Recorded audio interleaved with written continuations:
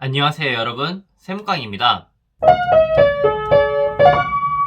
제가 이전 영상까지는 세무사 1차랑 2차 공부 방법에 대해서 올렸었는데요. 오늘은 세무사 시험 공부 진입을 할지 말지 고민하시는 분들을 위해서 영상을 만들어 봤습니다.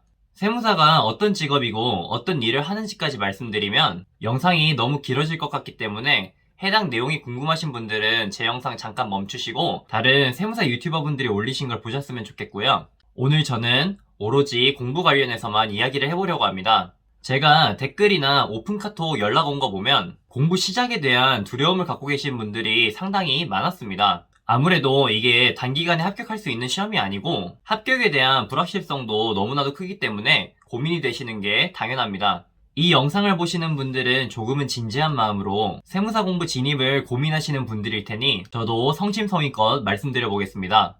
일단 세무사 시험을 보기 위해선 토익 700점 또는 GTF 65점 이상 등의 공인어학 시험 점수가 필요한데요. 그나마 다행인 점은 회계사 시험과 달리 일정한 학점 이수를 하지 않으셔도 됩니다. 즉 대학을 안 나오셔도 영어 점수만 있다면 세무사 시험을 응시할 자격이 주어집니다. 영어 점수를 확보하신 다음부터는 본격적으로 1차 시험을 준비하실 텐데요. 보통 학원들이 4월쯤 개강을 하고 1차 시험이 4, 5월달쯤에 있기 때문에 1차 시험까지 약 1년이라는 시간이 주어집니다. 물론 가을반을 수강하거나 직장인분들은 기본반을 수강하는 수험생들보다 시간적 여유가 많지는 않겠지만 괜찮습니다.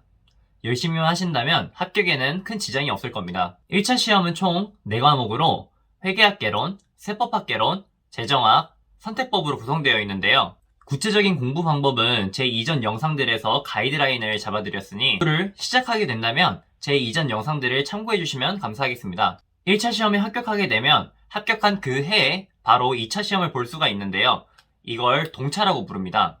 동차 준비 기간은 보통 3, 4개월밖에 되질 않기 때문에 동차로 합격하기는 상당히 힘듭니다. 물론 첫 1차 시험에 불합격하여 1차 시험을 1년 더 준비하고 2차 시험을 동차로 합격하는 케이스는 꽤 있지만 생동차는 정말 어렵습니다. 2차 시험도 1차 시험과 마찬가지로 총 4과목으로서 회계학 1, 2부, 세법학 1, 2부로 구성되어 있는데 2차 시험이 1차 시험보다 요구하는 공부 깊이가 훨씬 더 깊고 1차 시험은 객관식으로서 애매하게 알아도 답을 찾아낼 수 있는 능력만 있다면 문제를 맞출 수 있지만 2차 시험은 본인이 아는 내용을 백지에다가 서술해야 하기 때문에 애매하게 공부해서는 붙기가 상당히 어렵습니다. 그래도 다행인 건 세무사 시험에는 유예 제도라는 게 있는데요. 동차로 합격하지 못하더라도 그 다음 해에 2차 시험을 한 번 더 볼 수 있는 기회가 주어집니다. 이걸 유예라고 부르는데 이때는 영어 점수도 갱신할 필요가 없습니다. 이 유예 기간이 가장 중요합니다. 여건만 된다면 이 기간 동안 정말 모든 걸 쏟아부어서 합격하시는 게 가장 이상적입니다. 첫 1차를 떨어지신 분들은 그 다음 해 동차를 노리시는 게 가장 이상적이고요. 하지만 합격하신 분들을 보면 평균 3, 4년에서 또는 그 이상 걸리신 분들도 많은데요. 그 이유는 2차 시험은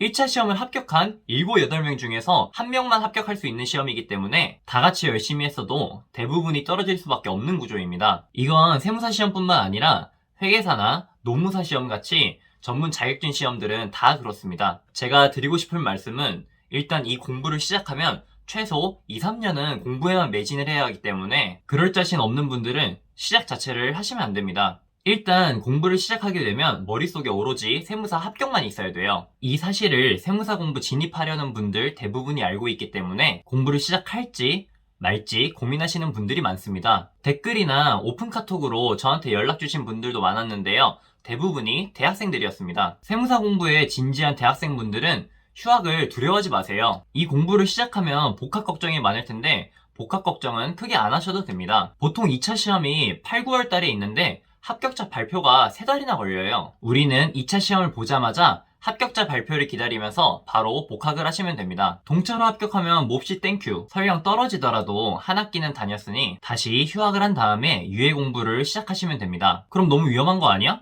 아니에요. 유예 때 심기일전에서 공부하면 충분히 합격할 수 있습니다. 그리고 그 외에 3, 40대 또는 50대 이상이신 분들도 진입을 고민하시는 분들이 있는데 그분들도 공부할 여건만 된다면 도전을 한번 해봤으면 좋겠어요. 나이는 크게 중요하지 않습니다. 저는 학원에서 실강을 들었는데 수강생이 20대부터 50대까지 그 연령대가 다양했습니다. 오히려 30대 이상이신 분들이 공부를 더 잘하시기도 했고요. 그러니 나이 걱정은 너무 하지 마시고 일단 고민이 되시면 생각을 해보시고 도전을 해보는 것도 나쁘지 않다고 생각합니다. 제가 세무사 시험 합격에 가장 중요하게 생각하는 건 크게 세 가지입니다. 그 전에 공부는 당연히 열심히 하셔야 돼요.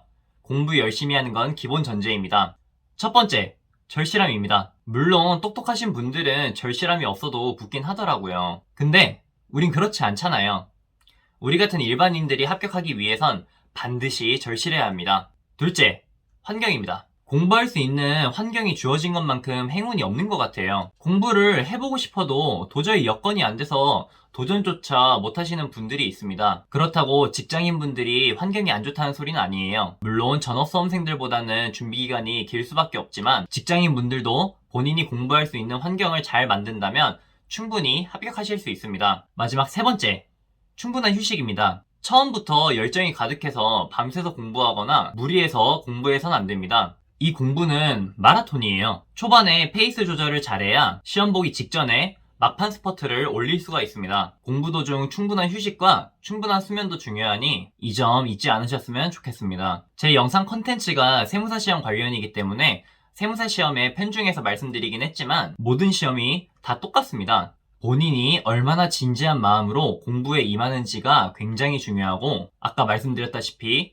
반드시 절실해야 합니다. 저는 운 좋게 2년 반 만에 합격할 수 있었는데 그만큼 절실했기 때문에 합격할 수 있었던 것 같습니다. 사람마다 합격하는 시기는 다 다르겠지만 본인이 간절함을 가지고 포기만 하지 않는다면 어떤 시험이든 반드시 합격할 수 있습니다. 이 점은 제가 보장할 수 있습니다.